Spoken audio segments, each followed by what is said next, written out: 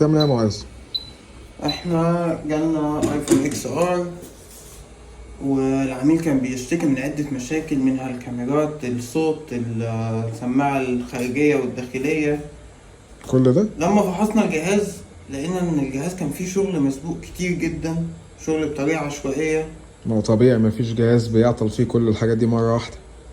فاحنا بعد فحص طويل جدا خدنا قرار ان احنا هنعمل سواب، وباختصار عملية السواب ان احنا بننقل القطع الاساسية لتشغيل الجهاز على بوردة تانية نظيفة عشان نحافظ على الداتا بتاعت العميل، نحافظ على العمر الافتراضي بتاع الجهاز، نضمن للعميل فترة اطول من الاستخدام. يعني انا لو معايا ايفون البوردة بتاعته مكسورة ينفع اطلع اللي عليه؟ لو معاك ايفون واقع من برج خليفة هنطلع لك اللي عليه. يعني باختصار البوردة دي عبارة عن ايه؟ يعني انت بتنقل منها ايه؟ احنا عندنا قطع اساسية بيبقى عليها الداتا بتاعت العميل.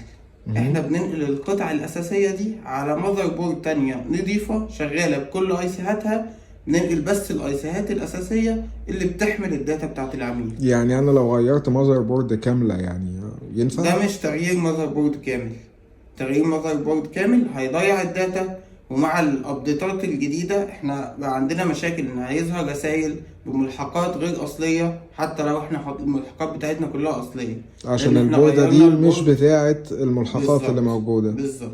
فاحنا ما بنغيرش بورد كامل، احنا بس بنعمل عملية السواب وبنحافظ لك على الداتا.